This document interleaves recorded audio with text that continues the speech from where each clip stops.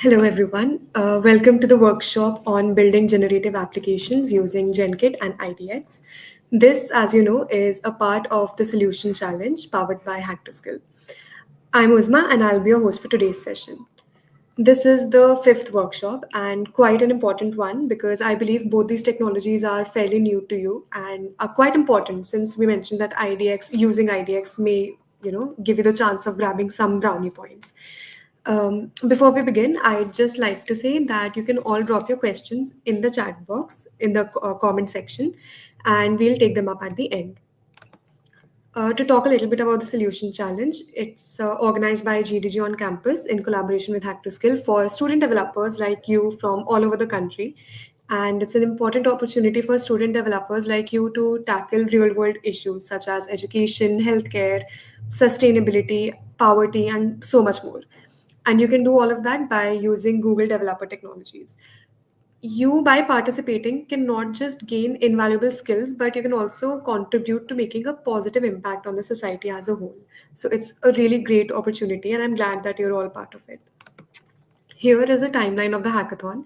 We are currently in the registration phase, which will go until 6th of March. This phase also includes workshops such as this one, and these workshops are scheduled to make sure that you upskill and shine bright in the solution challenge, to help you make the best project that you possibly can. The project submission phase is also starting on 20th February, and you will have until March 28th to submit your projects. After which, we will evaluate your projects and announce the top 100 on 21st April. This will be followed by personalized mentorship sessions, and then you'll have to submit your final prototype on 25th May. After evaluating those, we'll announce the top 10, and those top 10 teams will be invited to the grand finale in the second week of July. So, this is all about the timeline. Next up is something that a lot of you are very excited about. As you may already know, that we have announced the dates and cities for the offline boot camps. We've also circulated the RSVP form for this. And however, I am sure that some of you have noticed that the RSVPs for Delhi and Hyderabad have been closed since we had hit maximum capacity. So now you can choose whichever city is closest to you. We are coming to 10 cities, so we hope to see all of you there. Now, here's something to keep you hooked. There's a cash pool prize of 8 lakhs with the winning solution taking 2 lakhs, followed by 1.5 lakh for the first runner up and 1.25 lakh for the second runner up. We will also have two special category winners who will win 75,000 each. Apart from these cash prizes, the top 100 teams will also get certificates of achievements, and the top teams will also get a chance to attend Google's career fair. So there's really quite a lot to take away from it, and I encourage you to give it your best shot. Now, moving on to the main workshop, I would like to introduce you to our speakers for today. We have Mr. Mayur Ved and Mr. Gaurav Shahare, who are both software engineers at Google. And it's a pleasure to have you both here. Thank you for taking out the time for this workshop. I'll just add you guys here. Over to you.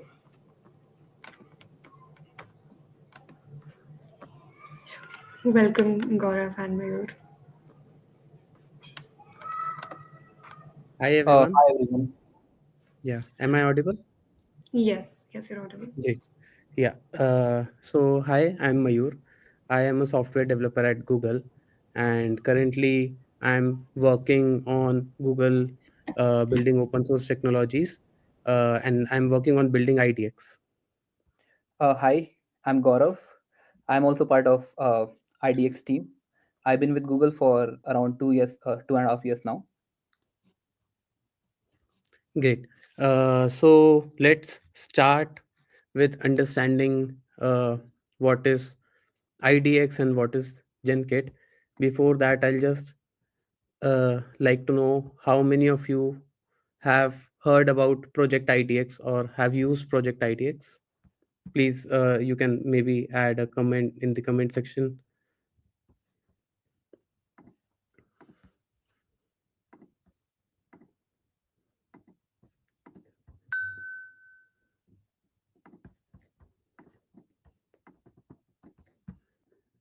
Oh, great.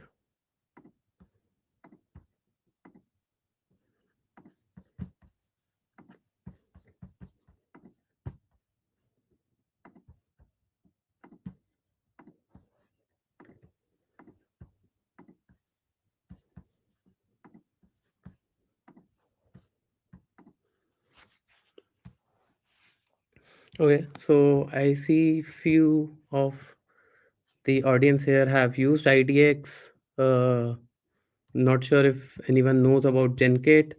Okay, so yeah, let's move ahead. So in this workshop, we are going to learn how we can build a generative application using Genkit and Project IDX.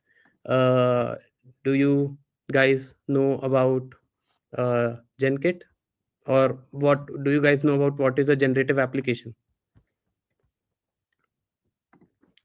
Or do you know what is agents, what is agentic applications?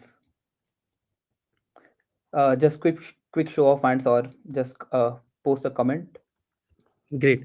Yeah, so generative application on a very high level means an application inside which you have used generative AI. So basically, you are using generative AI to build some generative AI feature in the application. Yeah, and agentic applications are basically applications where an LLM can act as an agent. Agent is an autonomous mode of LLM where it can work for you. Anyways, not going into those things, but yeah, generative application is an application where we have used generative AI, right?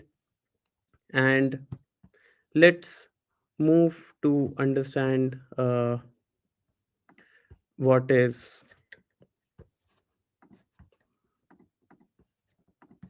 yeah, so what is Project IDX. So you can visit Project IDX here. You can just type idx.google.com and you'll see this, which is basically Project IDX. I'll ask everyone to uh, visit this link and check out, open this ID. What IDX is? IDX is basically a cloud based IDE where you just need an internet connection and a laptop, right? And you can just go on this link and you'll get a IDE in front of you. This is not just AI powered IDE, but it's also AI powered IDE and a cloud based IDE. So what happens is like you can go to IDX and start building any applications. IDX also provides you a suite of templates. What it does is it basically uh, is a scaffolded application. So let's say if I want to build an Angular application, I'll just click on this, give a name to my application. Let's say new app, new Angular app, and I'll click on create. And what it will do is it will create a scaffolded Angular application, right? So with Project IDX, you can go ahead and very quickly get a running application in your favorite frameworks and languages. So today we are going to use Genkit to build an agentic backend, agentic server, basically an server which uses LLM to get you data, and a front end in React. So we are going to see all the templates. Here you have a list of all the templates that you can use. And inside AI and ML, we have a Firebase Genkit template, right? We are going to go ahead with this and build a Firebase Genkit application. Let's just name it um, GDG demo for now and create, right? And it will create an scaffolded application where you already have Genkit installed. You already have a very basic flow, something like hello world flow, and you can just go ahead and write your logic. So this is what is IDX, a cloud based ID, an AI powered ID, right? Which provides you over the internet uh, VM where you can just go ahead and build your stuff and directly deploy it on Firebase or on cloud or any of your server. So you don't need a very powerful machine to build big strong applications. So once this is complete, we will get to a place something like this, right? As I told you, we are using the Firebase Genkit application. Before proceeding, I'll just request everyone with me to keep following, right? And maybe build an application with me parallelly. So you can just go to idx.google.com, right? sign in with your Google ID or whatever uh, ID you prefer, and then just go uh, open a Firebase Genkit template, and you'll get something like this, right? Now, what is this? Let's understand some of the files that we have here. One of the important file is dev.nix. This is basically contains all the configurations of your workspace, right? So this is my workspace. Workspace is somewhere where I just write my code. This is my workspace, and I have all my configurations to handle this workspace, to set up this workspace, right? And here, if you see, we also have index.html that we already have, right? And there is already an some code here. Right now we'll understand this code, but let's see what's happening here. So in terminal, if you see, we already have a on create command that has been triggered, and this on create command is listed here in dev.nix. Right, in dev.nix in workspace we have on create command. Now, what is a on create command? You can list all the commands here, and all of these commands will execute for a single time whenever a workspace is created. So now we have newly created a workspace, right? So we are, this on create command has been executed. Now we also have something like on start command.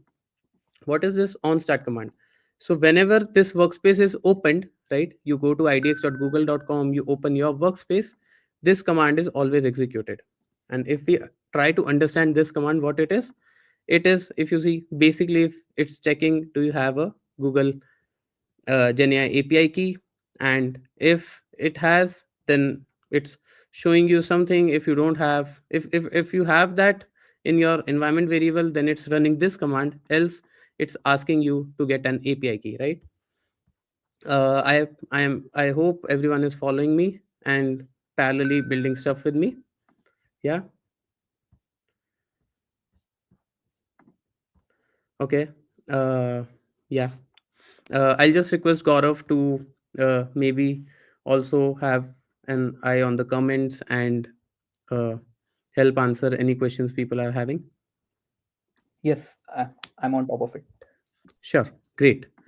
So now we have understood what is on create and what is on start command, right? And we can see in terminal the on start command has executed this no Gemini API key detected. Enter a Gemini key from this, right? You also have it here. Now let's just visit here and get an Gemini API key. So why do we need a Gemini API key? Let's first understand that. Here in index.html, what we see is we have initialized Genkit, right? And we have passed this Google AI plugin, right? This key is required by Google AI plugin. I'll get to all of this stuff. What is Genkit? What is Google AI plugin? I'll get to all of that, right? But yeah, currently it's asking for a Gemini API key. Now, before going ahead and getting an API key, let's get back to our presentation and try to understand what all we have seen here. Just try to recap. We have understood what IDX is. It's a cloud-based VM, right? You have AI assistants. We'll demo this later. Gaurav will be helping us to understand how can we use Gemini inside IDX to write code. We have live preview again. We'll be seeing it later. And we have many deep Google integrations here, right? And design for, we are going to see all these features of IDX later, but just stay with me. Moving ahead to Genkit. What is Firebase Genkit, right? Till now, what we have done is we have created a Firebase Genkit workspace. Now, but what is Firebase Genkit? So Firebase Genkit was launched at Google I/O 2024. That is last year. But what is it? So Firebase, let's just understand what Firebase is. Firebase is Google's app development platform, right? What Firebase offers is a backend as a service. So what you need to do is you need to build your application, you need to build your front end, and Firebase will act as your backend and provide you a suite of common tools and services that many backend services provide. Something like authentication, authorization. It provides fire store for keeping your data, that is databases, right? You can go and write your functions there, invoke your functions. So you don't need to build a backend, you just need to use Firebase as a backend and get all the tools and services that Firebase provides. These tools and services are some common backend tools and services, right, which every backend has, and you can also go ahead and write your own functions. Now, Genkit, Firebase Genkit, what is it? It is a Google's open source backend framework, right? It's basically for Node.js and Go, and it is built for app developers to build AI applications and agents and test them and ship them to production. So that is what Firebase Genkit is. It's a backend framework for Node.js and Go, and you can build AI applications and agents using Firebase Genkit. Now, what all things does Genkit provide? So, Genkit provides us a lot of things. I've listed out 10 of them. Few of them we are going to go ahead and see them today practically while coding, right? But nowadays, as you know, there are a lot of LLMs out there, right? And each LLM has its own request and response contract. Each LLM has its own request that is accepts and and response schema that it returns, right? So if you want to use multiple LLMs in your application, you cannot always just go and write that code of converters converting requests to what is the format, what is the schema that LLM accepts, right? Making a call to the LLM, receiving the response, handling the response, converting the response to some common schema that your application accepts. So what Genkit provides is Genkit says, okay, hey, I'll do all this stuff for you, right? You just tell me the LLM that you want to call. I will take care of that making the request which that LLM accepts, right? Calling that LLM and accepting the response, handling the response. I'll just give you a response. So it provides a common schema, a common request and response schema that you just always need to fill. And internally, Genkit takes care of calling the LLM, building the request that LLM accepts, and handling the response, right? Now, LLM returns us a text response. You can also get structured response, structured outputs. What do I mean by structured outputs?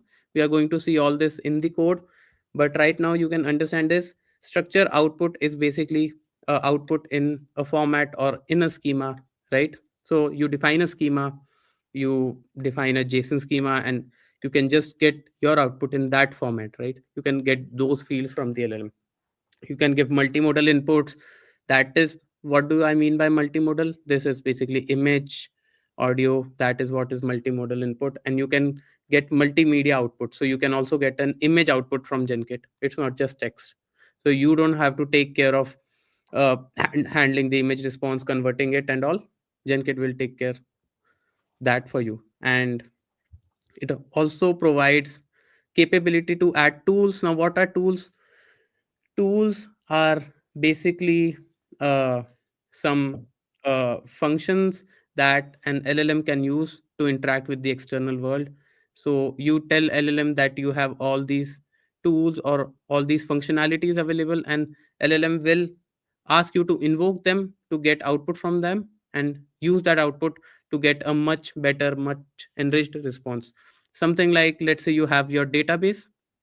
So you can tell LLM that, okay, I have a function to fetch data from database. Whenever LLM wants to get your data from your database, it will ask you to invoke that function, and then that tool will get executed, get that response from the database and give it to the LLM so that LLM can enrich your response. Prompt management. Prompt management is basically you have a lot of prompts. How do you handle all these lot of prompts? We are going to see how prompt management makes our life easy, right? You can run code locally. You can bring up a UI to test your code, inspect traces is when your request is flowing. uh, you get to know at each stage, at each step, what is happening with the request, right? So all these many things that Genkit provides us. Now let's dive ahead to the code and see what's going on. So yeah, we have understood about IDX we have understood about, we have talked about Genkit, and we have also talked about IDX Nix configurations, right? We have talked about on create on configurations and on start configuration. And on start is basically the command that runs when your workspace comes up. So this is the command that has executed, and it is asking for us to get a API key. So you guys just go ahead with me, open this link, right? It will open this link, and here you will get your API key, right? You can just create an API key, search cloud projects.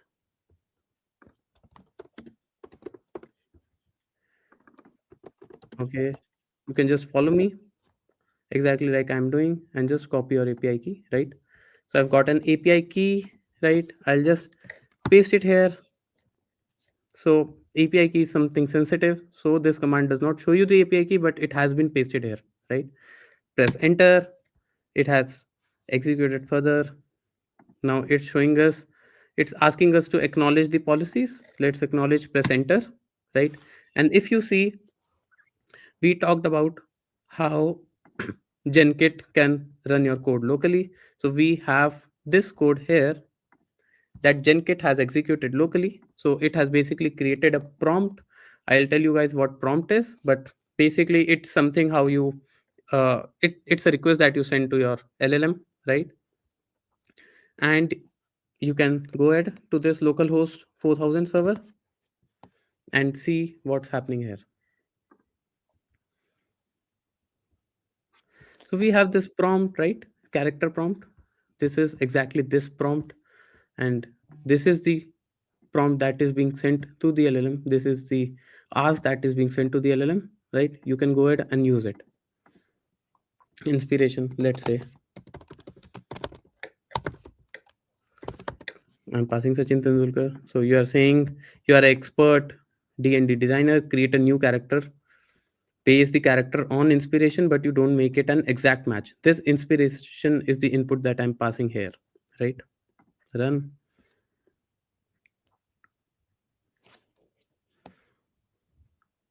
and see. We have an output from LLM, right? We are calling Google Gemini 1.5 Flash. We'll see how we can switch LLMs later, but yeah, this is something we have seen till now. Any questions till here? Mayur, I see few questions. Let's answer them. So Hemant is asking, can we use this when we use Flutter framework? Yes, IDX already has a Flutter template available. Please head over to idx.google.com and you'll see a Flutter template. Uh, so when you use Flutter template, you will also see a preview on Android and iOS as well. Uh, Now moving to second question from Saurabh, what is an API key? So basically, it's an unique identifier which lets you access any API. So Gemini is not publicly available. If you have to use APIs from Gemini, you have to pass some unique identifier which identifies you. So that is something a API key. Uh, Please shoot if you have any more questions. There is a question from Asad. Does Genkit act as a service? Mayur, do you want to take this question? So Genkit is basically a backend framework which can help you build functions, right? Which can be deployed as a server. So Genkit uh, is a backend framework to build a, you can say you can build functions to functions which contains logic for your uh, which contains your agentic logic, right? How to invoke LLM, what to get do with that data, right? And build the response that you want, and you can deploy it on Firebase, on cloud, right? Or any of your server uh, which has node.js environment. Right. So yeah, So you can basically use it to build functions and deploy them those functions as server. right. So at the end of the day, Genkit is just a SDK, just another SDK which lets you call different LLMs. You can have those response served over HTTP, or you can have those information, those APIs deployed on Firebase. So yes, in a way, Genkit can act as a service. Another question is, how do we open this live preview. Okay, so we'll see that further in our workshop. So yeah, just postponing that question for some time. In next half an hour we are going to see that. uh, can we work on Genkit using Python? As of now, no. Genkit is a framework supported by Node.js and Go. You cannot use Python as of now. Is this Genkit developer UI acting as an interface for LLM itself? So Genkit developer UI is basically an interface for you to explore your flows, your prompts, right? Your tools. So it is for exploring the code that you have written and internally calling an LLM, whatever plugin you attach. Like I have attached Google AI plugin, so I'm able to call Google LLMs. If I would have used OpenAI plugin, then I would have been able to call OpenAI uh, GPT models. Yeah. So we can find that API key link. Gaurav, can you paste that link here? Yes, I will do that. If IDX is paid in long term, how are we supposed to build on it for our project? Okay, so IDX is not paid as of now. You just have to sign in with your Google ID and you'll get 5 workspaces. So you Right. can use So as of now, it's a free tier service which anyone can use. So please head over to idx.google.com to build more application on it. that. Right. And Yeah, regarding the API key link, this is the link. I have Uh, pasted in the private chat. you can just search for aistudio.google.com and you'll get that. Yeah, I think we have enough question. Let's go ahead with the presentation and session. Cool. So we have this developer UI open, and as we can see, I had a prompt. I was able to invoke that prompt and call an LLM, right? Cool. That's very good. But as of now, what we are trying to do is we are trying to do a build a menu suggestion application. So given a theme, any theme we want, the help of LLM to build a very unique, very creative menu, food dishes, and give the recipes, give the ingredients that are required for that. So let's go ahead with that. But before that, first understand what's going on here. So what we have done, this in this workspace, we already have Genkit as a dependency installed and Genkit Google AI plugin, right? That's also added here. So what's a plugin, right? This is a Google AI plugin which is used to call Google LLMs, Gemini family of LLMs, right? So plugin is a piece of code, or you can say a toolkit, that when you include to Genkit, you get some additional capabilities like calling your uh, database, calling LLMs, right? Or some common code. So plugin is a common code that is required and that can be used to basically add to the Genkit and make your Genkit more useful. Like you can imagine Genkit like your mobile phone, right? So using your mobile phone, you can make calls, you can receive messages, right? But for some additional softwares, like if you want to use social media, right, then you will install social media applications, and with those applications you are able to access social media. Exact same thing here. Genkit is like a mobile phone which provides you basic interface, but you need to install plugins, you need to add plugins which are basically like those applications using which you get additional capabilities. So we have a Google AI plugin that is officially supported by Google, and this Google AI plugin is used to basically call uh, Google Gemini family of models, right? So this plugin has the logic of converting the Genkit style of request to a request format that Gemini accepts, calling the Gemini, accepting the response from Gemini and converting the Gemini response to a Genkit acceptable response, right? So Genkit provides you unified request and response schemas, right? And you just need to use that unified request and response schemas. So here, yeah, sorry, cool. So here, try to build. Let's just remove this code because this is not required. Here, what we have done, we have initialized Genkit. This is a Genkit instance, right? And let's just try to build a menu suggestion application which calls LLM to get a food dish, right? So what's happening here? Let's just understand this. So in Genkit, we are basically defining a flow. Now, what a flow is? Flow is exactly like your normal function, right? Which contains your core logic. It's basically a function which contains a core logic where you can do anything, whatever logic you want to put, you can put it here, right? But flows are some special functions. Now, what are the special capabilities that are there in the flow? So in flow, basically we have type safety, we have integration with developer UI, and we can basically go ahead and deploy these flows.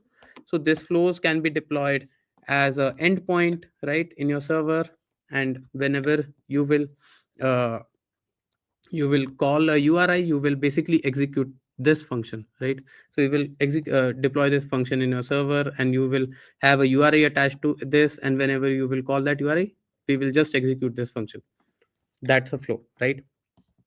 So this is a very basic flow. We are defining a Genkit flow, which has a name menu suggestion flow, right? And flows always take a async function inside. So whenever this flow is called, menu suggestion flow is called, this function is executed. And what this is doing inside is, it is basically calling, using Genkit unified function to basically make a call to an LLM. So AI.generate is basically a Genkit generate function, right? This is a unified request function. So as we have discussed earlier as well, if you want to call, let's say, OpenAI GPT models, they will have their different style of request schemas. Gemini has its different request schema. So what Genkit has done is, it has provided a unified schema. You just use this, and this plugin, Google AI plugin, internally is being used, right? Because in Genkit we have added this plugin, we have attached this plugin. So this generate function will basically call Google AI, which that code is present inside this. So this is a unified request function. You just populate it, and internally it will call Google AI plugin, call Gemini, get response from Gemini, convert it to a unified response, Genkit response type, and return it to you, right? So here, as you see, Google Gemini does not return us a simple text, right? But with Genkit, we have a unified response schema. So we are just getting a text. I could have just went ahead and replaced it with OpenAI, and that's it. This is how I call OpenAI. I don't have to change anything, right? That's the only thing that I have to do. I've just changed the model here. I have to import OpenAI plugin and change the model here. That's it. So we are calling Gemini 1.5 Flash model, and this is the prompt that we are passing, right? Now let's just see it in our Genkit developer UI.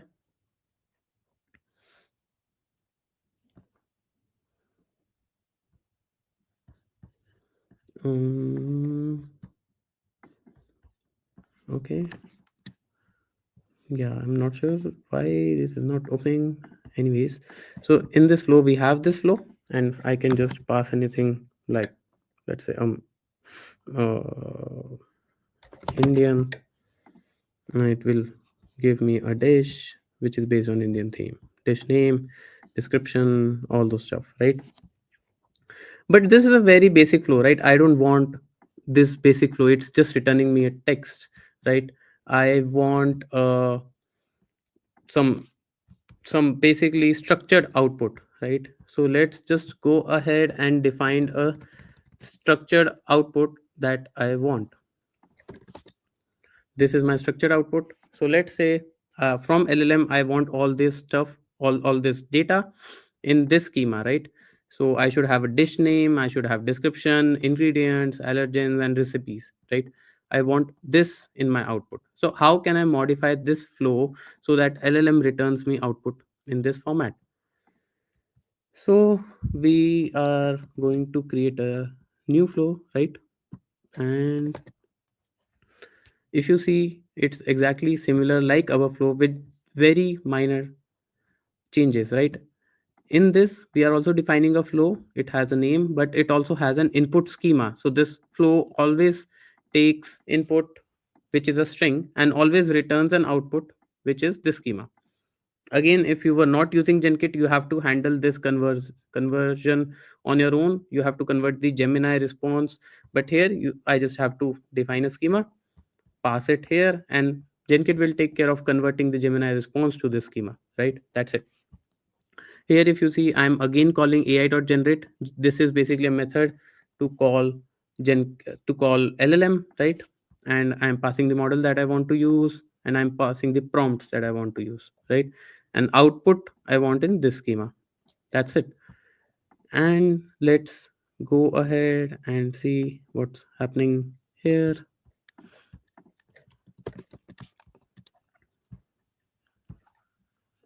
Okay, there is an error.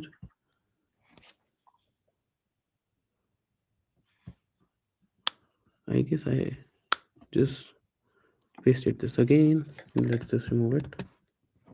Restarting index dot this. Here, if you see now, I have two flows, right? But here, input is always a string. So let's pass Pokemon this time. So I want a food dish which is based on Pokemon theme. And now you see the response is in the format that I've given here, right?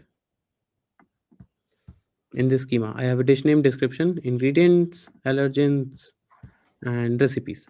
So that's great, and that's just few lines of code, and I'm able to transform the call Gemini, handle response, and transform response in the format that I want. So this is how we can get structured outputs from LLM using Genkit.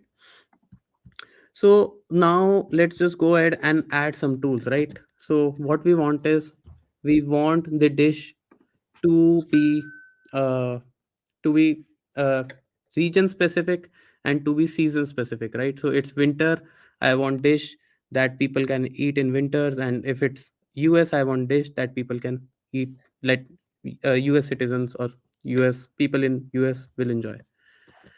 So let's just go ahead and define a tool, right? And what we are doing here is, we are basically defining a tool. What is a tool now? Like as discussed earlier, tool is basically, you can understand it like a function which you tell LLM that, okay, hey LLM, I have this function, and if you want any data, you can invoke this function and you can get the response. So what LLM does is, it invokes this function. Uh, Whenever LLM needs this data, it will ask us to call this tool, and we will call this tool, we will get the response, and we will give it that response to LLM, so that LLM can continue its work and give us much enriched output. So here we have defined the name of the tool, right? We have given the description. This description is required by the LLM. So LLM knows that, okay, what is the use of this function? So whenever I want to get the current weather in a given location, I will use this tool, get weather tool, right? So in a given location, whenever LLM wants to know, okay, what's the weather, LLM will ask us to invoke this tool, and LLM will give us input. Okay, LLM will tell us what input do we need to pass in a function in this tool, and LLM will this will tell LLM, okay, what is the output format that LLM can expect. So if you see, LLM gave us an input, it will be in form, it will be a string, and LLM will get an output. For now, we are not making any API calls, we are just returning an hard coded response. But here you can add your API calls, you can query your data, you can do whatever you want to do. Let's define one more tool to get user location, right? It's exactly the same thing here as well. We tell LLM that okay, this is the output schema that you can expect, and this is the response that you can get here. Instead of calling an uh, API to get the current location, we are just returning in hard coded values for this demo. Yeah. Now let's see how we can use this tool, right? So in the above function, there's just one line of change that we have to do. So this was our above flow. Now in this flow, it's exactly the same flow. If you see, it's exactly the same thing. The only thing that I'm passing is the tools, which is a list of uh, tools, Genkit tools that we have defined. That's it. This is the only thing that I have to do. And now LLM get access to all these tools. LLM can use these tools to generate the response that LLM wants. Cool. Let's see this flow in action. So if you see, we have this flow in action, right? Menu suggestion flow with detailed schema and tools. Okay. Let's pass Harry Potter this time. So we want a dish which is based on Harry Potter theme. Let's just run this. And we are going to see the trace. We are going to see the trace to understand how it is being done. So if you see, we are getting dish name. We are getting a structured output. So this is one of the power of Genkit. You can get structured output, and you can usually use this output in your code, right? You don't get a text and you have to then parse a text, build a structured output. No, you can just tell the schema, Genkit will build it for you. Or basically, how it works in behind the scenes is Genkit tells LLM to produce output in this format. Now, if you look at the trace, we'll see what's happening here. So what is a trace? Basically, trace is basically as your request is going through different systems, it captures okay, what happened to the request, what is the current state at that point of time, and it shows you the state. It's very, very useful when you want to debug something, right? So if we look at the trace inside our flow, we have called generate. As we can see here inside our flow, we are calling the generate, right? Genkit generate.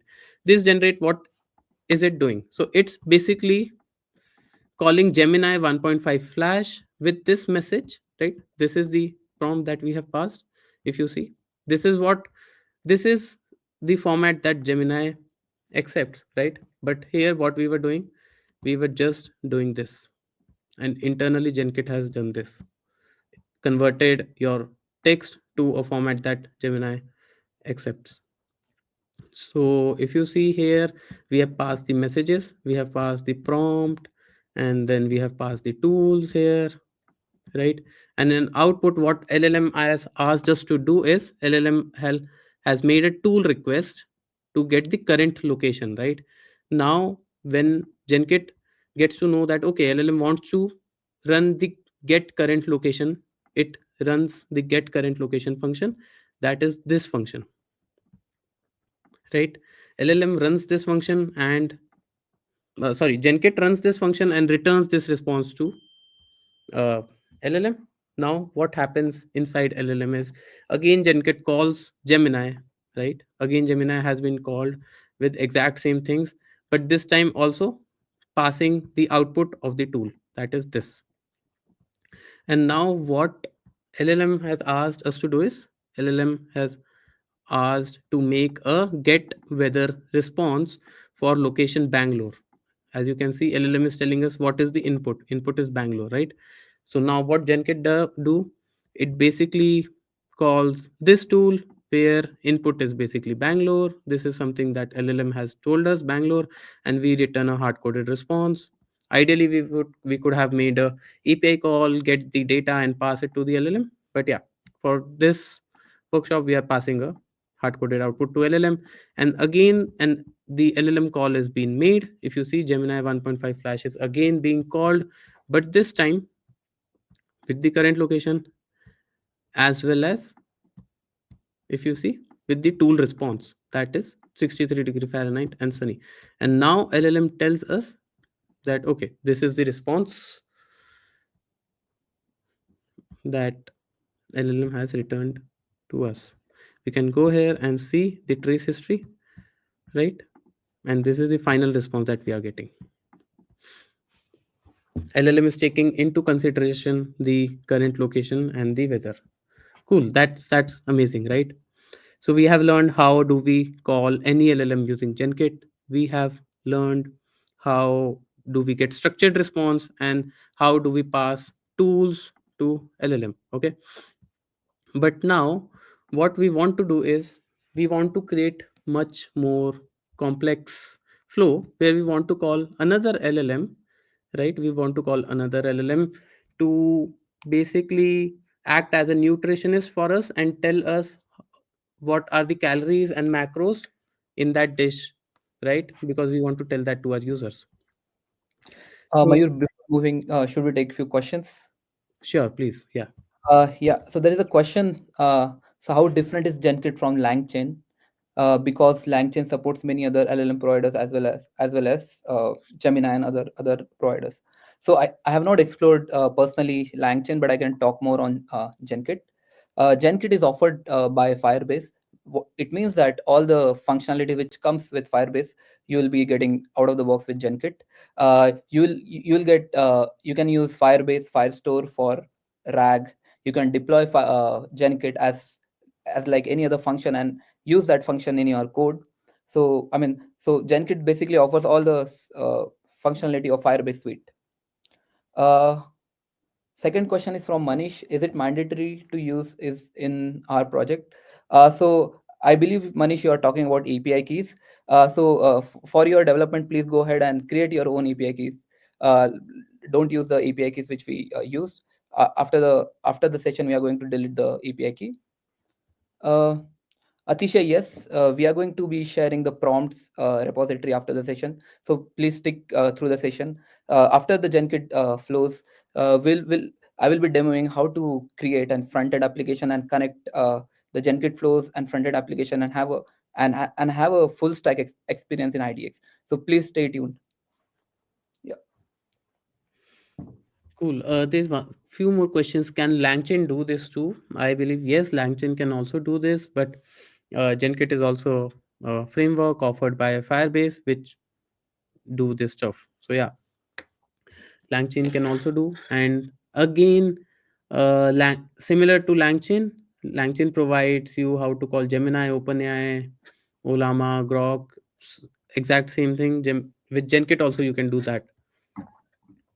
Can we get code that you have used? Sure, we'll be sharing that. Can we use local LLM models in Genkit? So I believe what you can do, you have to use Google Cloud to basically uh, you have to use Vertex AI to basically create your own model and host your own model, right? On Vertex AI, and then using Genkit, you can call Vertex AI, and inside that you can use your LLM model. So I believe you can do that.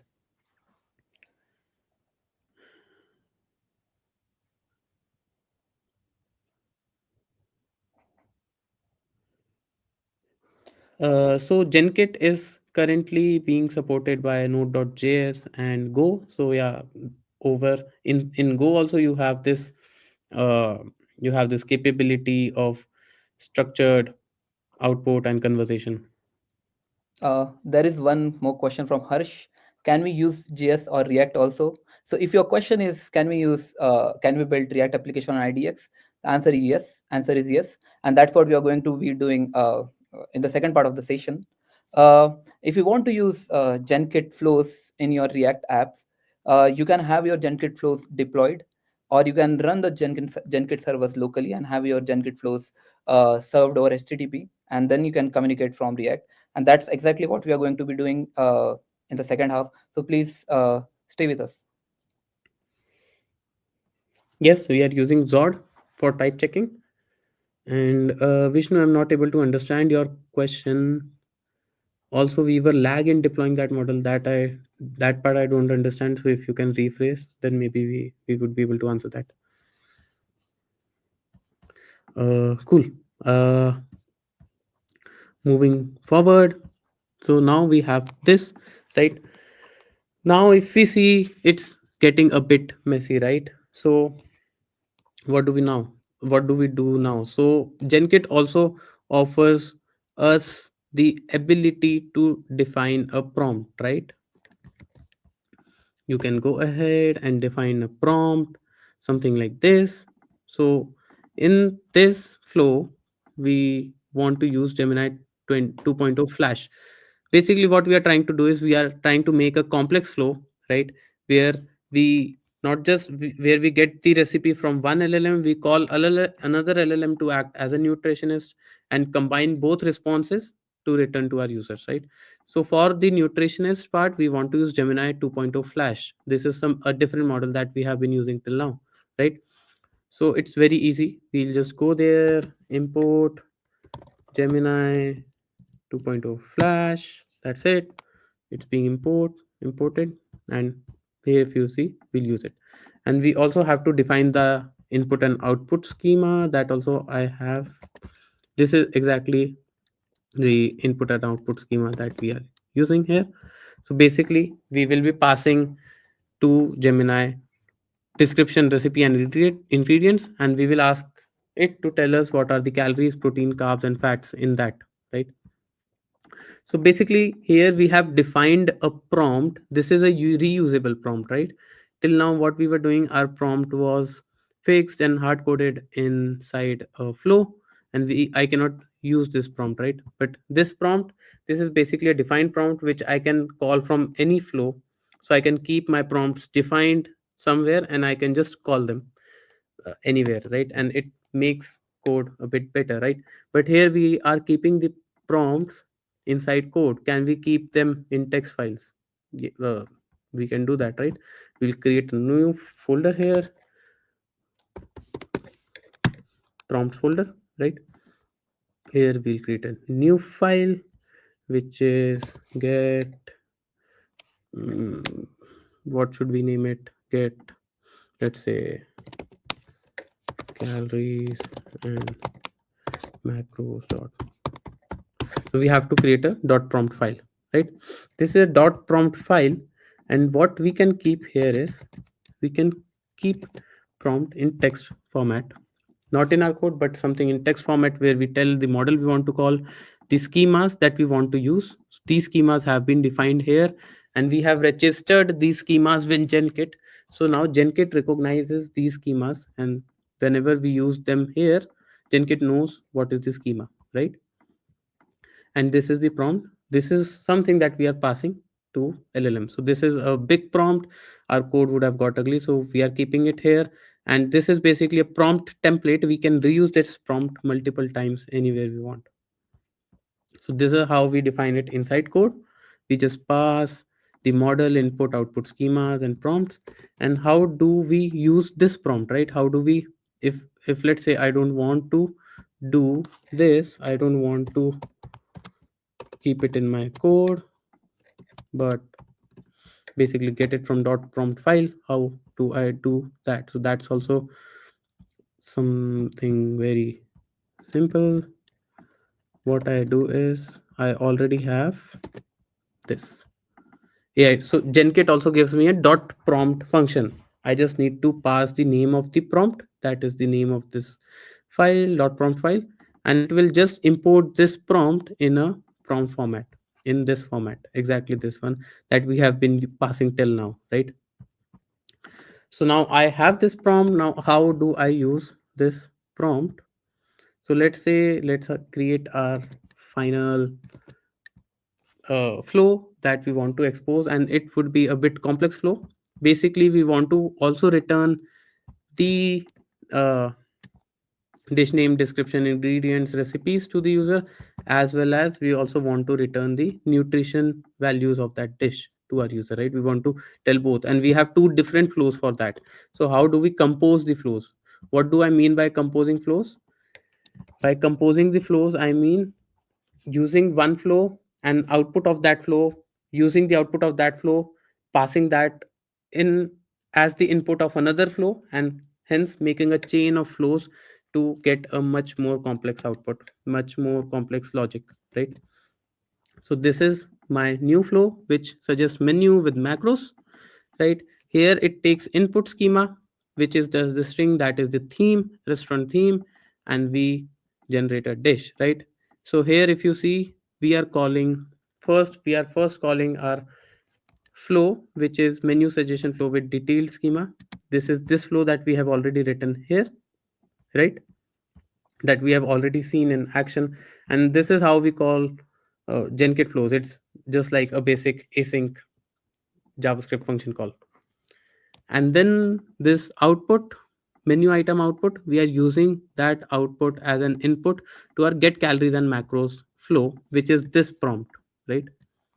Sorry, which is basically get calories and macros prompt, this prompt. So it in input, it takes menu item preparation schema details, and that is basically this description, recipe, and ingredients, right? So we just create a new input for our another prompt, and we call it, and finally the output of this prompt, we just merge this output and output of our macros prompt macros call to LLM to build a final response. Okay, let's go ahead and see this in action here. So if you see, now we have four flows: menu suggestion with macros flow, right? Let's say this time I want to do on again maybe Harry Potter, or basically uh,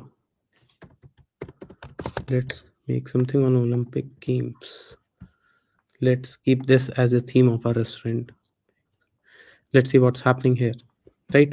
If you see, this is the something that we were getting till now, and has been another LLM call which tells us the calories, protein, carbs, and fats.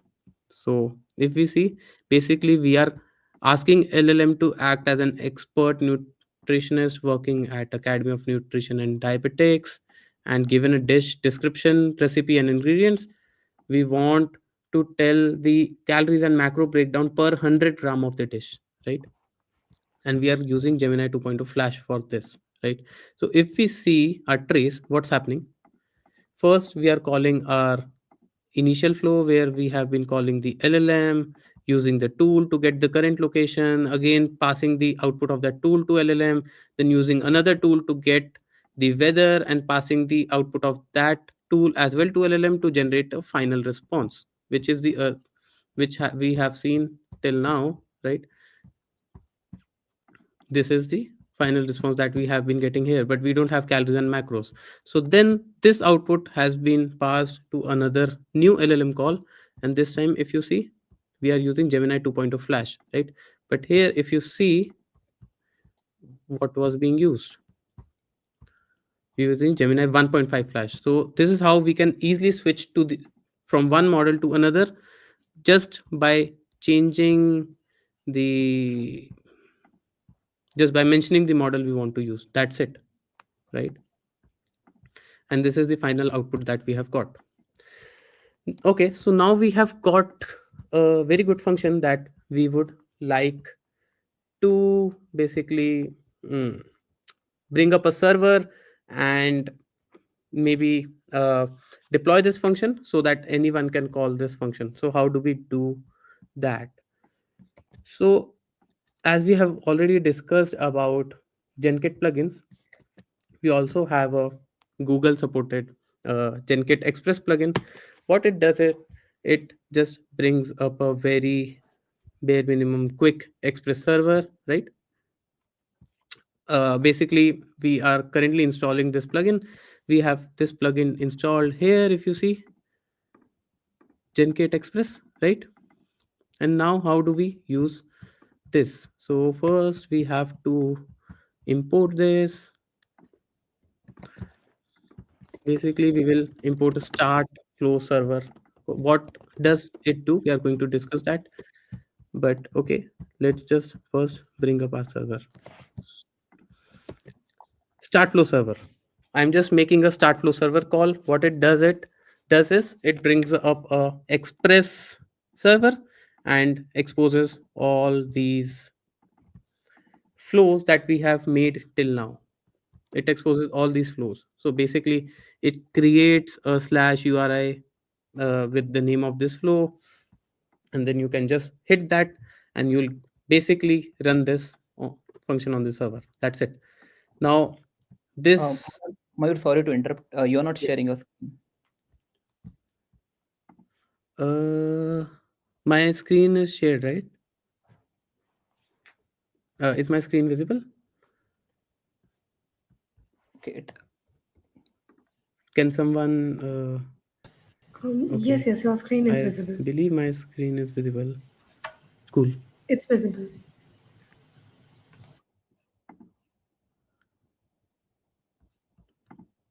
cool. So yeah, we have brought a server on port 9577. Now, how do we know this is up? Right? Let's just try to make a curl call. Okay, so I'm basically making a post call on localhost 9557 where we have brought up our server, calling this function menu suggestion with macros flow content type application.json. This is, and this is the data or the body that I'm been passing. I'm building a dish on Harry Potter theme.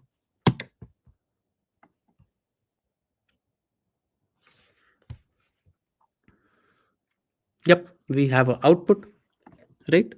So if you see how easily we were step by step able to build a generative backend, right? Which we can call, which we can hit a curl and basically get a Genkit response, Gemini response. Now, since we have a generative backend, let's build a front end with React, right? And we are going to use uh, LLM for building a front end for this, right? So yeah, I'll just invite Gaurav for helping us out here. Thank you, Mayur. Uh, Let me share my screen as well. So now that we have our Genkit flows served over HTTP, we can have a front end built, and that front end can talk to Genkit backend and have a holistic full stack application developed, right? So let's head over to project IDX.com. I already have a I'll workspace. Yeah, I'll just cut you for a minute for any questions if there are any. Okay, Uh, what if I give the same prompt that you gave using Genkit in Tech Actual Gemini Workspace?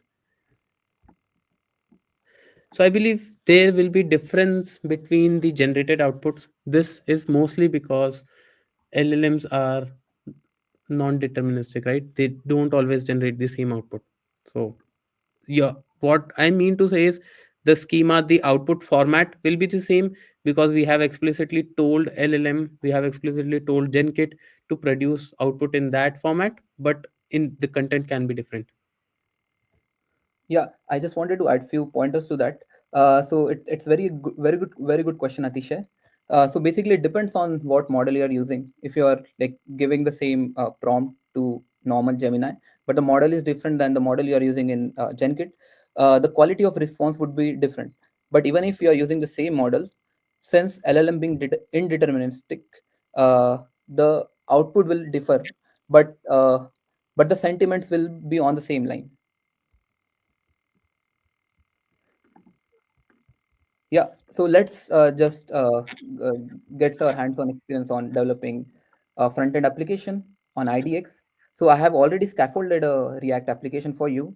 It's similar to any other scaffolding. I just ran npm npx create app, npx create React app, and then my app name. So I have my application ready in this client folder, right? I can see my preview right here in the IDX. So let me talk about a configuration file which we have called dev.nix, where we have to provide a preview configuration if you want to have your previews rendered right here in IDX.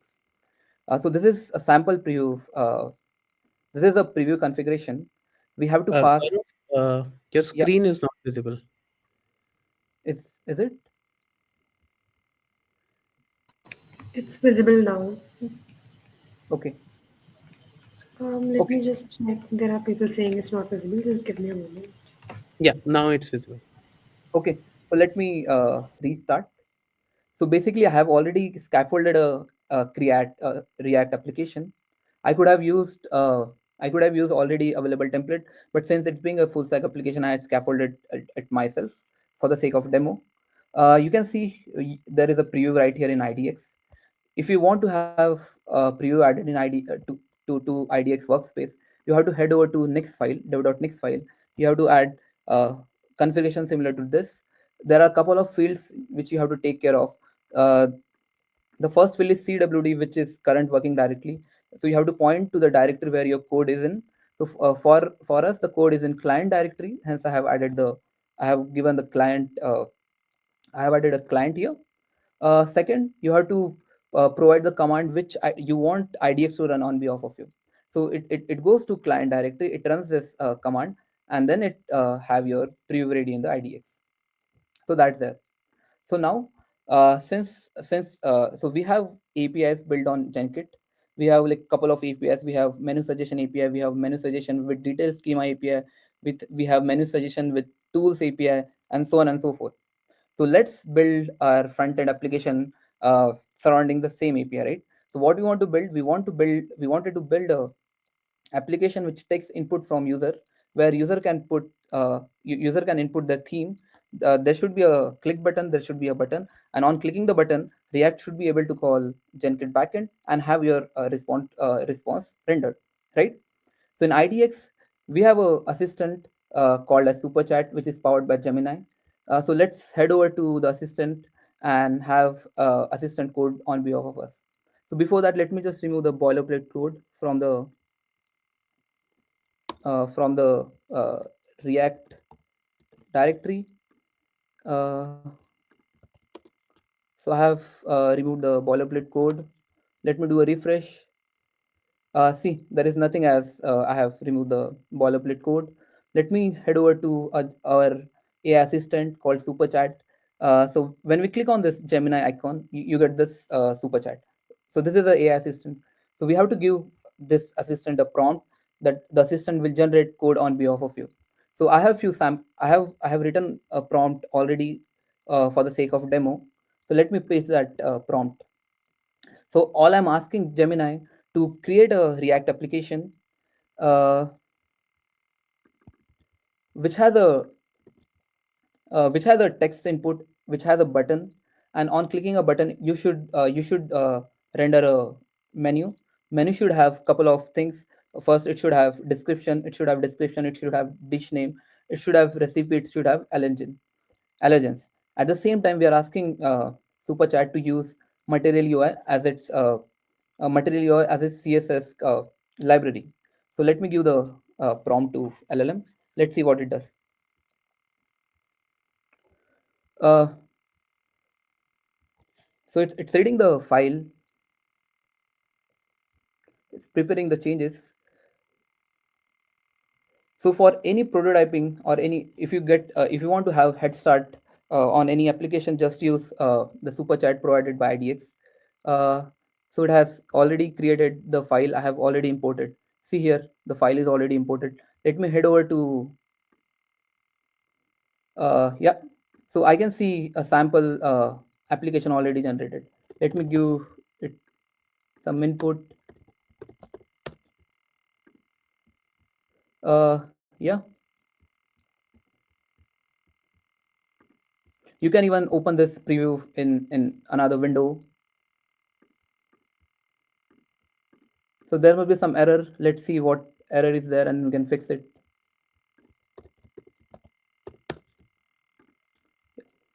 Before that, let's just fix the alignment.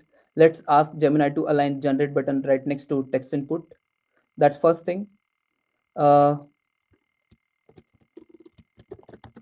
Change the layout,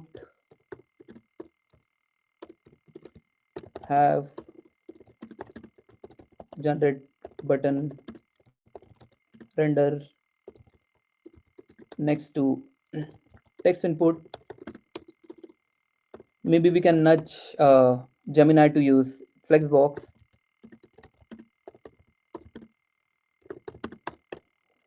Let's wait for the code from Gemini.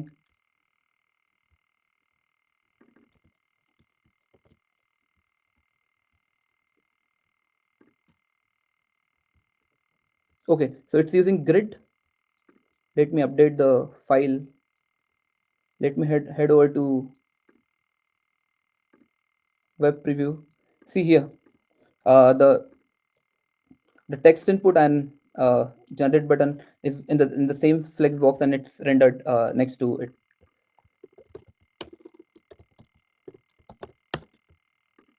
Okay, let's check the code.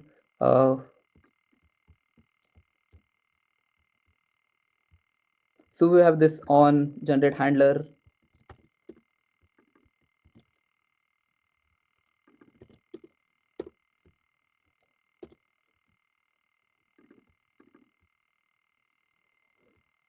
Okay, I can go here. Let me set menu by myself. uh, okay, let me refresh. There you go. We have a sample UI generated by Gemini. So let's add few more UX refinement here.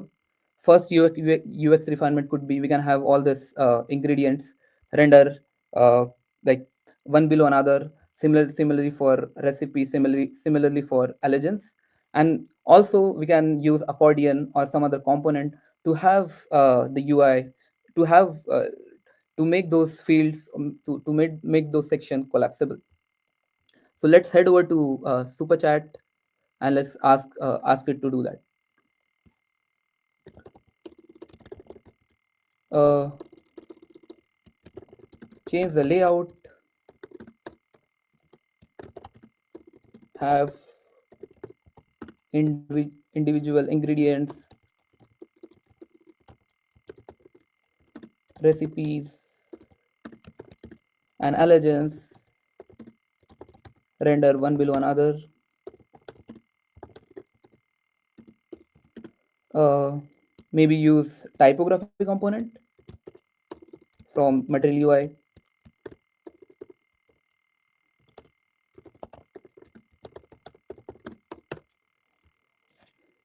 So hopefully after this change, all this ingredients, recipe, and allergens should be rendered one below another. Let's review the change. It's correctly using typography. uh, okay, I believe it will not render one below another, but let's give it another prompt, let's give it another try. Let me accept this change. Okay. Before that, shall we make recipe a repeated list?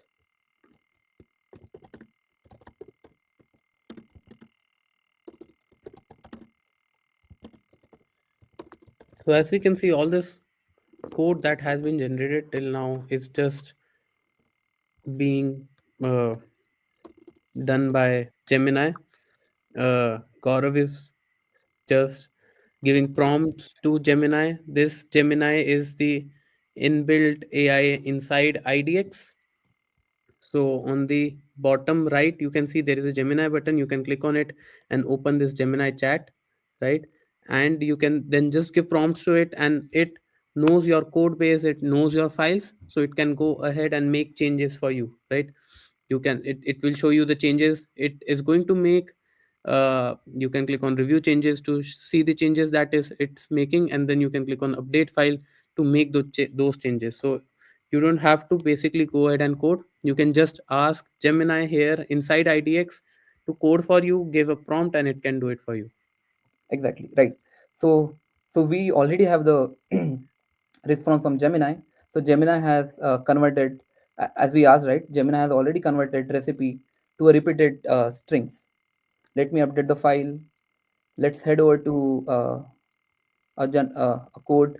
Let's see if we have any errors or something. I see a small error. Let me fix it by myself. Okay. Let's use another hard-coded value here.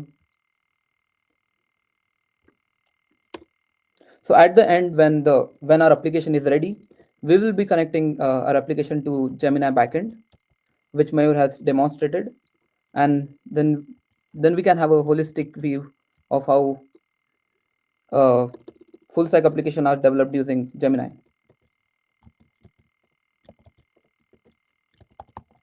Okay, let me refresh. Okay, yeah. So it had made recipe to stack one below another, but let's do for ingredients and allergens as well. So let's first check what it did for recipe, and we can ask LLM to do the same uh, for ingredients and allergens as well. So here, see, it has it is mapping over the recipe and making the changes. We would ask LLM to do the same for ingredients.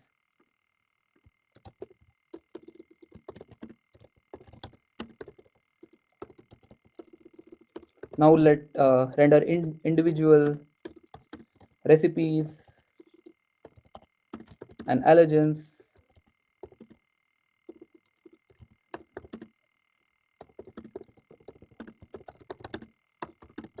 similar to that of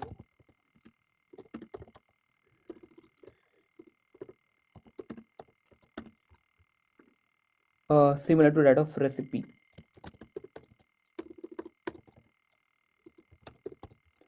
It should have been ingredients here.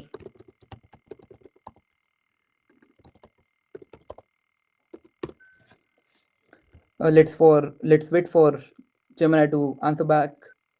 While it's answering back, we can also skim through the code, see if there are some mistakes which we can correct manually. Yeah, we already have the response from Gemini. I believe it's doing this like it's mapping over, and hopefully we'll have all the individual ingredients and allergens render one below another. So I've already accepted the change from Gemini. Let's head over to preview and see. Okay, there we go. We have all the information here. But I do see there are some repeated lists, repeated allegiance there. Maybe we can just go ahead and delete those. Okay, so that should delete. Uh, this should delete the extra allergen over here. Let it compile. Let me refresh.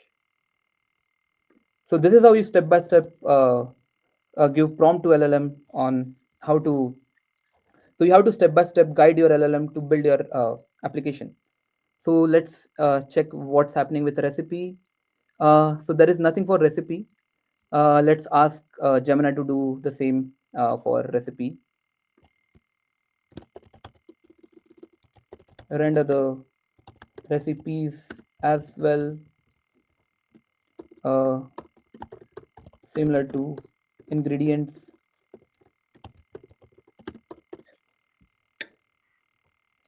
So hopefully Gemini should generate some code to add. That code should be added in this block.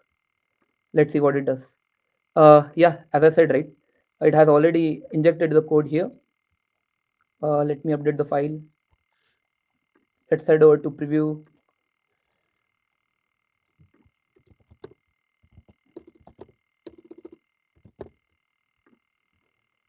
There we go. We have everything here. Now let's again add a few more UX refinements. Let's make this ingredients, recipe, and allergens section collapsible. Uh, so maybe we'll just take help of Gemini. Make ingredients, recipe, and allergens section collapsible.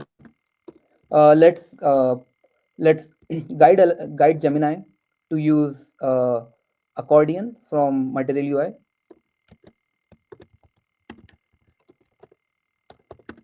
Accordion and related components uh, from Material UI. So just by giving natural language prompts, you can have super chat or you can have Gemini create code on behalf of you.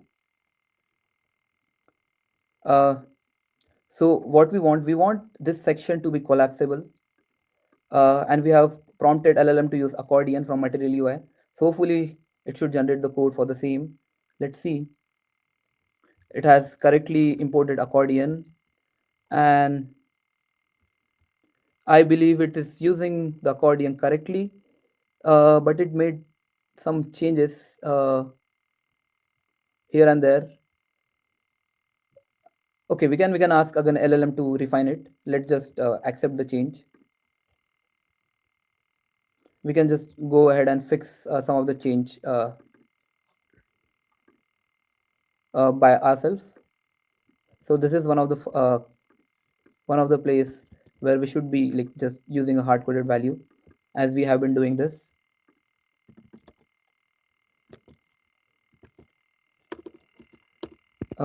Set menu. Let me just copy over this object. Okay, let's head over now. Refresh. Okay, so we have accordion, right?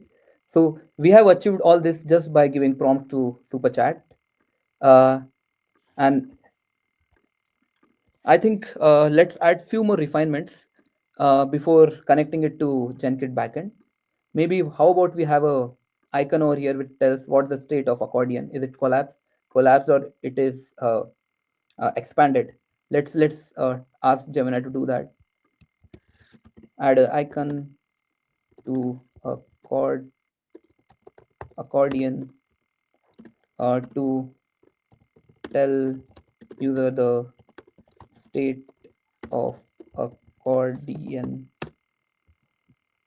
So what we want a icon over here which tells us whether ingredients is collapsed or opened, something like that. Uh, let's see. Let's review the change. I believe okay, it's using expand more component, and I don't know from where this component is coming from. So let's just accept this change and again prompt LLM to uh, ask if ask to fix the import.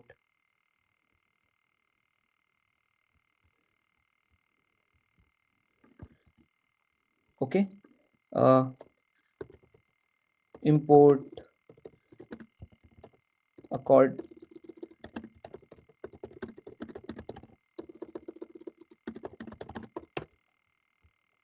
to the code. Hopefully it should add a import statement right here. Okay, uh, let me accept it and I can manually change add the reference at the top.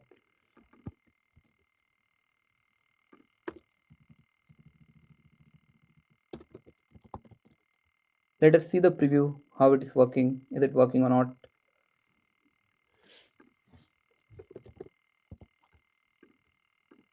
Okay, so it had made some changes. We can like fix it later. So you can see we have the icons right here right now. So we have just created a clean UI uh, using super chat. Let's now connect the UI with a Genkit backend, and once that is done we can even refine a UI little bit more. Let me Can you show your UI again? I guess the screen is stuck. it is stuck. uh, can you please comment if you can see the UI? So here is the UI. Let me do some interaction with it. Is it visible now, Mayur? No, not to me. Maybe if you can uh, just stop presenting and present again. Okay, let me do that.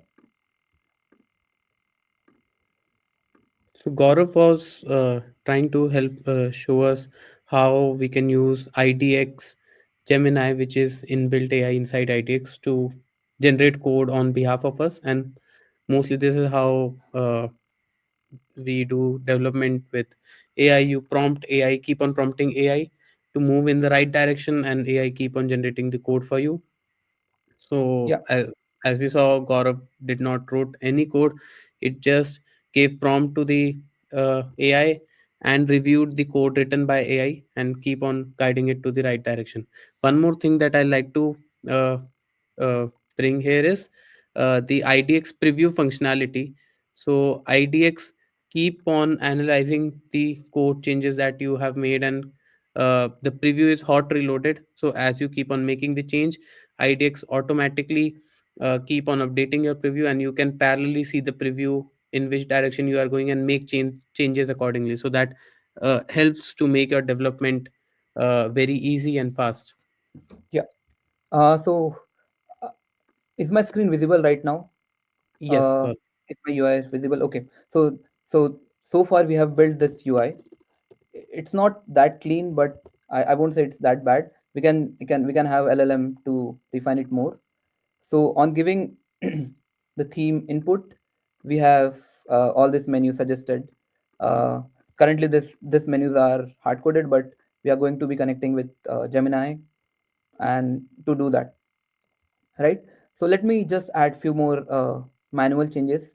So right now, if I go ahead and change the, if I if I request for another menu for another theme, it sort of so I don't see like two menus. The reason is we are just hard coding the menus, and set menu is just using one object. Let's just ask. Let's just stack the menus one below another. I have done that. Okay, let's use Mexican. Okay, now we have two menus, one below another. So I think this is right time for uh, us to be connecting with Genkit. Uh, so I already have Genkit backend running for me. Let me run it again. Once you run Genkit backend or any backend, you see few ports. So this is the port where Genkit is running. Let me make a curl request, a sample curl request, and from that curl request we will write. We'll use that curl request to guide LLM to have to add a fetch call. Yeah. So let's see what's the output of curl request. So we are getting output from Genkit, which uses Gemini models in downstream to have your menu generated. So before that, we have to so before connecting to your backend, you have to make the backend port public. So this is how you make your port public. So now the port is public. You Whenever the port is public, you'll see a earth sort of icon here. Now let's go ahead and again prompt LLM, or let's prompt Gemini to generate a fetch call on using generate menu.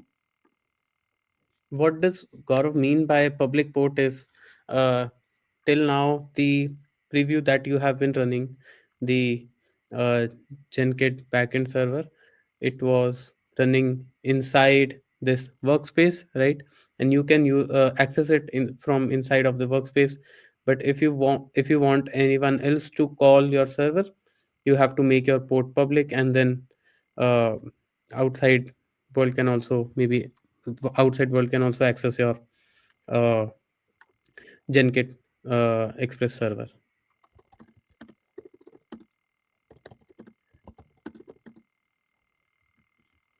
So I'm just prompting LLM to make a HTTP post call to this API, uh, and these are the sample headers it should be using.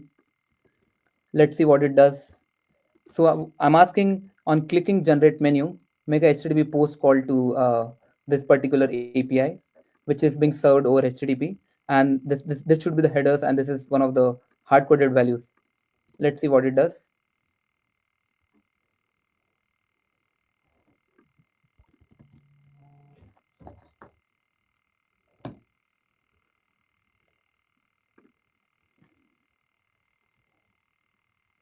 Okay, so it's making a LLM call. It's using fetch API. Once we have the response back, it's adding to the menu. I believe we'll have to make certain change manually just to match to the uh, match to the schema of menu. Let me update the file. I have the hard coded object pasted here for reference. So now we can just have menu built from the response which we got. So exactly this is what we want. But but Genkit returns a result object to which all your uh, response are added. So we just have to reference result object here.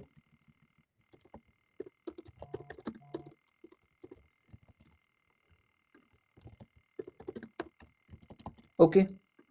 Uh, Also, we have to pass credentials here to bypass the course esh- course error which we get when we make cross origin requests from front end to back end. Uh, let's just look at code once again. So we are making a fetch request with credential with we are using this option credential include. Uh, Data is theme. Theme is what user pass in the text area.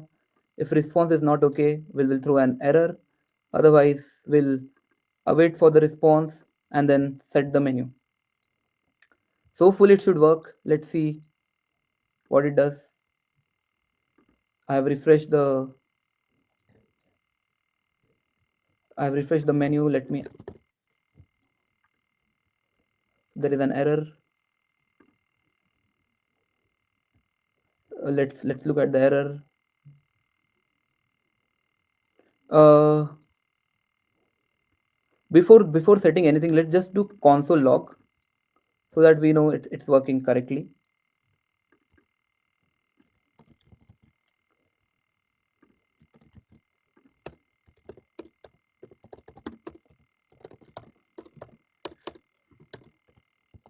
Mayur, meanwhile, if you have any questions, please take a look there. We can have the question answered. Sure. Yeah. So is Genkit somewhat like OpenAI Gemini?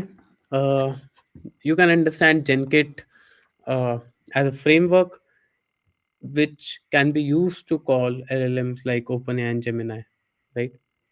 So it's you can call it like understand it like an orchestration framework. A very basic example that I gave earlier, uh, you can basically use Gemini to call any LLM. It's a uh, unified schema that you can use. Can we undo the changes after mistakenly updating it through Gemini? Yes, I guess you can. Do we need to learn code still because these tools are creating by just prompts? So as you can see, yes, you need to know how to write code, because over here as well, Gaurav is guiding LLM in the right direction to build the UI, right? This code is being generated by prompts, that is true, but LLMs can hallucinate, and you need to know uh, what wrong thing LLM has to do, and you have to correct it, or maybe prompt LLM to correct it. Any other questions?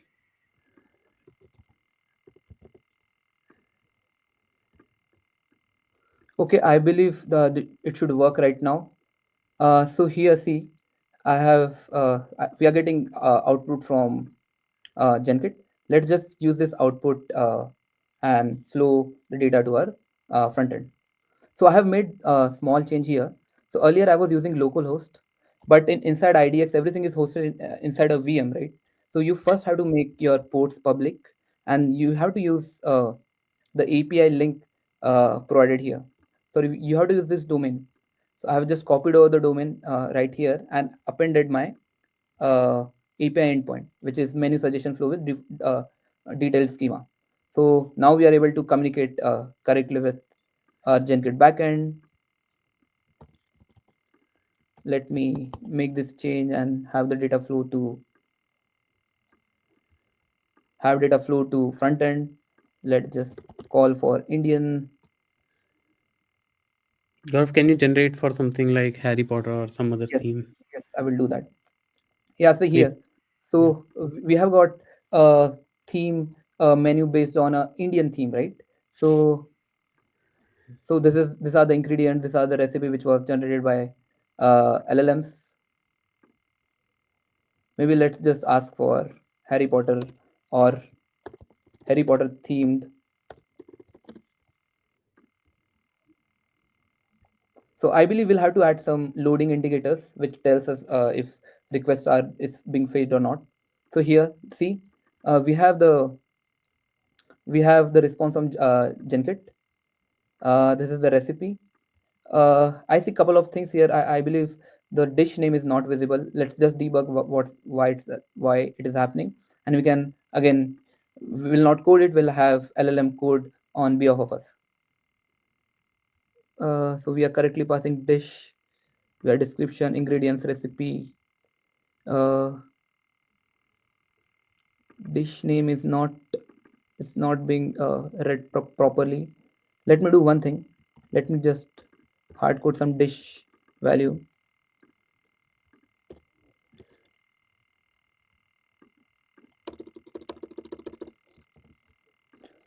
So while you are looking at the screen, please try it out at your end as well. I guess, Gaurav, this we can give as an activity to the audience. Uh, Maybe now what we can do is we can showcase few more capabilities of IDX on how it can help make your development fast, and then we can show how you can connect it to any SCM, like we are going to connect it to GitHub. Let's Hmm. then just share the Yeah, GitHub link with the audience, and maybe they can use Gemini to try it out. yeah, that sounds fair. Yeah. So I think dish name is not being passed correctly. Let's debug that why it's not being passed correctly.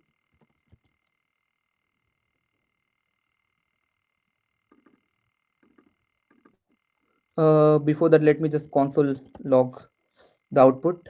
We can just look at the output schema if there is something wrong which we are doing.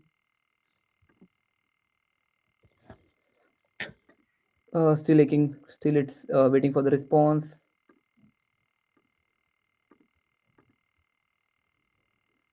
At the same time, I can even open this preview in the new window. So if you have to do that, you head over, you click this icon, and it opens your preview in another window. Let me present that window as well. See here. Here we can Gaurav, again, can you share this preview on chat with everyone so that they can go ahead and open this? we can also do that. Let me do this. Uh, to make your uh, to share this, we have to make uh, prompts. Sorry, the URL public, the port public. Let me do that. The 9000 port has been made public. Now I can share this link with anyone, and they can use the app on my behalf, or they can just test the app. So I'm pasting this link in the description. Please go ahead and let us know if it's working or not for you.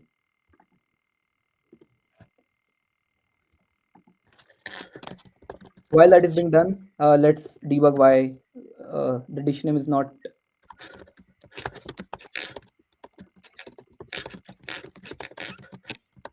Yeah, in the network tab, we can see there are API calls which are pending. We got the response. It should be okay. Okay, it should have been dish. So I was using this capitalized name, and it should have been small letter. Uh, Gaurav, your code is not being visible right now. okay, okay. Yeah. So the bug was, so we were using dish, and then we were using the dish name in camel case. So, but the schema was this all small caps. Hence, there was a bug. Uh, Let me now refresh the app. We should be adding a spinner right next to generate, so that we know everything is working correctly. See here, for the Indian theme, this is the response we are getting back. Let's ask for Joey from friends. I'm assuming it will give Joey special pizza or something. Let's check. Oh, here, see, Joey, how you doing? Sweet potato fries. So this is all being generated by Gemini in downstream, and we are using Genkit to have the Gemini response served over uh, served over to us in a structured format over HTTP. Now head Can over. you Let's also head over to showcase the how you can make this preview publicly available and share with everyone. Yeah. Is uh, so I have already shared the link. Uh, can you please head over and Yeah. uh, access it? Yeah. So inside IDX, you have this IDX plugin, right? Which is on the left, and there you can see all the Google integrations. Yeah, this one you can see all the Google integrations, like, and you also see the ports that are available. You can make any port public and then share the URL with anyone, and that person can access your preview. So let's Uh, just do. Sorry to interrupt, Mayur. Please go ahead. One more thing, Gaurav, can you share this workspace with me? Let's also showcase how we can collaborate on IDX and anyone can basically access your code and go ahead and make changes in your code. So Right. let's Right. see So you how can multiple people can so do you can development. collaborate effectively using IDX. So if I have to share my workspace, I will just head over to the share icon, and I can share with people I want. I can share with more than one people. So I'm sharing with Mayur. So if Mayur goes to his IDX, goes to his dashboard, he will be able to see the shared workspace. So before that, let's just fix one thing. Let's add a loading indicator when the request is being fetched. Let's give the prompt to Gemini.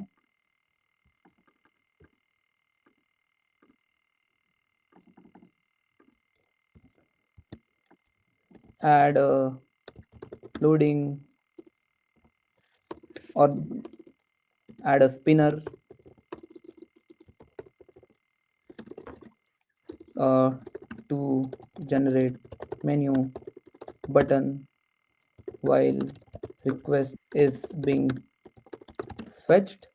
Maybe let's use React spinners.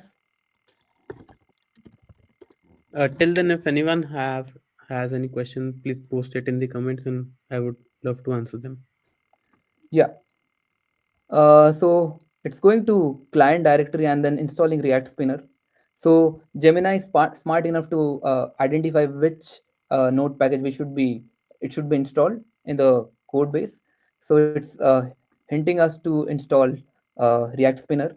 In Superchat, uh, Superchat can make this action on your behalf. So if I click run terminal command, Superchat will run terminal command on behalf of me. See here, it has already started the process of installing React Spinner. So once that is done, I believe it should generate another code uh, for incorporating that change in uh, our React app. So it's preparing the file changes. Let's see. Let's head over to the preview. So it has imported clip loader. It has added a loading and set loading state. Uh, it's setting set loading to true when request starts. Uh, I believe it should also set to false somewhere, but we can fix that by ourselves. Uh, so it has added clip loader right here. Okay, let me update the file. Uh, as we identified, there are some changes which were missed by Superchat. Let's go ahead and fix those changes before going heading over to the preview. Uh, so this is the loading indicator. It is set to true. So earlier, by default it's false. Now it is set to true when request starts, and once we have response, right, it should be uh, it should be false. Maybe we can add to a finally block.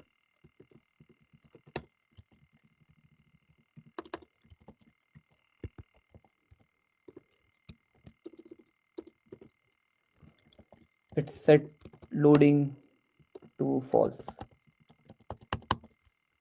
Let's just see what happens in the preview. Harry Potter.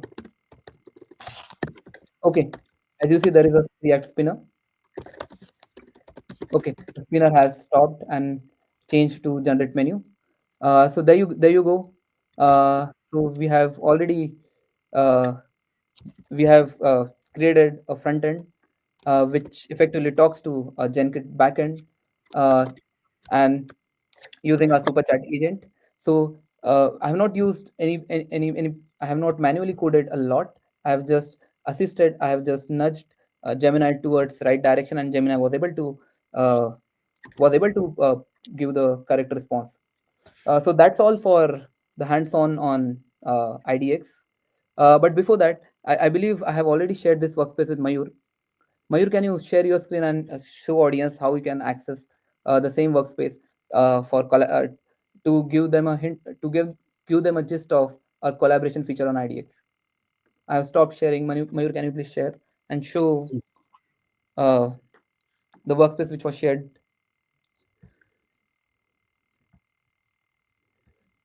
Is my screen visible now? Yep. So if I go to the IDX, right, here in the shared with you, I should see this shared by Gaurav Sare. And if I open this workspace, I will get a message that do you want to open it? It has been shared with you. Do you trust the owner? I trust. So open workspace. And then it should open the workspace that Gaurav has been using till now to work with. And yeah, I should be able to go ahead and make changes here as well. So yes, so you can just develop your application using IDX. Just head over to idx.google.com, get a head start on developing your applications. Maybe you can use IDX in the hackathon. Uh, uh, if you head over to idx.google.com, you'll see lot many templates already there. Uh, just explore one of the templates uh, and get a head start. Now let's open for question. Please post the question, any question if you have. We are more than happy to answer your queries. Yeah. Before that, I'll just reiterate through the power of IDX. It's a cloud-based IDE with AI-powered assistance. You can go here and launch Gemini, which can help you code, like Gaurav has shown to us. You can also go to the IDX plugin, share it with your friends so that you can do assisted coding, right? You can deploy it on Google Cloud, on Firebase, right? And you can also make your ports public and share your preview with anyone in the world, right? IDX also uh, provides a integration with SCM, that is GitHub. So you can basically go ahead and publish your branch, right? Want to sign into GitHub, you can allow sign into GitHub, right? And then you can just go ahead and share this code with anyone. At the end of this session, we are going to share the GitHub link so you can go ahead and use this. So yeah. Yeah. uh, Okay. So there is a question from Abhilasha. Can we deploy our work from IDX? Yes, you can deploy. So IDX is like any other IDE. You can deploy your work anywhere you want, but IDX has inbuilt integration with Firebase. So if you head over to IDX, you'll see a IDX plugin where there is an integration on Firebase. If you click there, you can deploy your code right from IDX to Firebase. Also, you can deploy your code to Cloudrun, I believe. any other question on IDX, power of IDX, on Genkit? Yeah. So there is a question from Viju. Do we need to learn? Do we need to learn codes still because these tools are created by just prompts?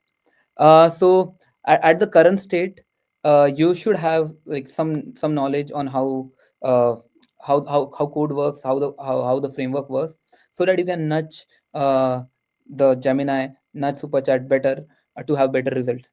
So yes, so you require some knowledge.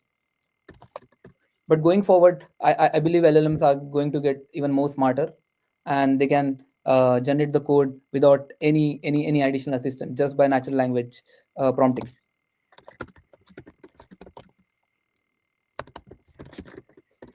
So there is a question from Jitendra. Can we undo the change after mistakenly updating it through Gemini? Yes, you can do that. As I said, it's like any other IDE. You can just undo the change. You can just press Command Z and have the code added by Gemini removed.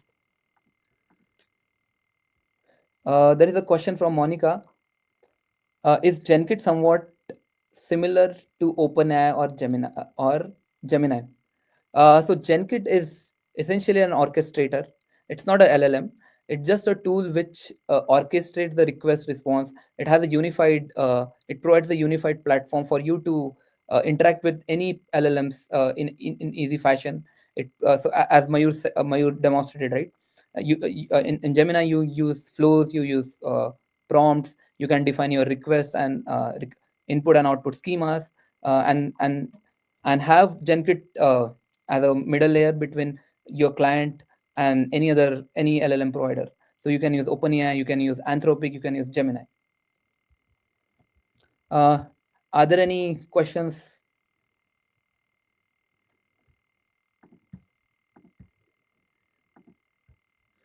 Yeah, there is a question, very good question from Natha Gopal J. Can we control the type of content LLM generates, like preventing from certain content that are off of working project? Please give an example. Yes.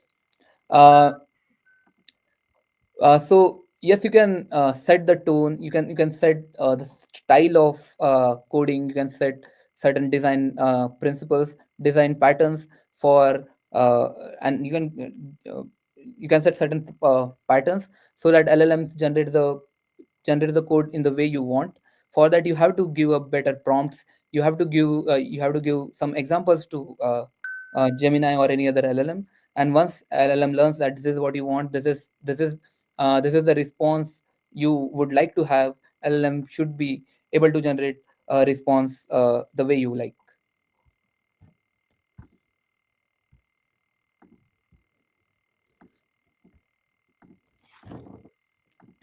Do you have any more questions?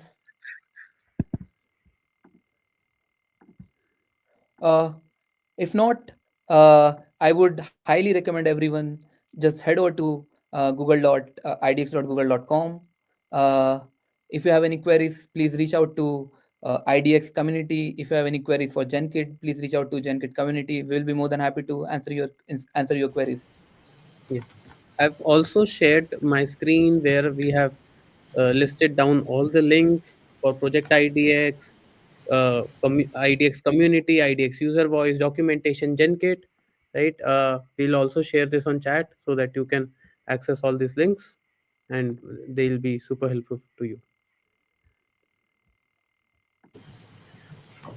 Great. I'll share all these links on chat, and if you could just share it in the private chat, I'll add it in the mail that we send after the session. And so, with that, I would like to thank you both, Gaurav and Gaurav and Mayur, to be here for taking the time to take this session and give all this knowledge out to our participants. So, thank you so much for taking out the time, and I hope all of us learned a lot. Thank you for having us, Uzma, and all the best to everyone who is participating in hackathon. Uh, and yeah, there is one last question I want to take. There is, can we modify the existing repository using IDX? Yes. So if you head over to our homepage, there is an option for importing existing repository. So you can also do that.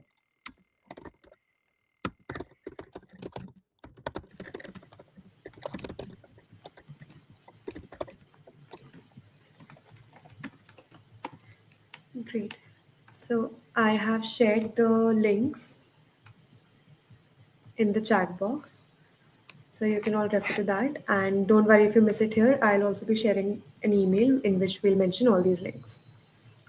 So thank you all for being here. And thank you again, Mayur and Gaurav, for taking out the time. It was lovely being here. Thank you. Thank you all. All the best. Have a nice Bye. day.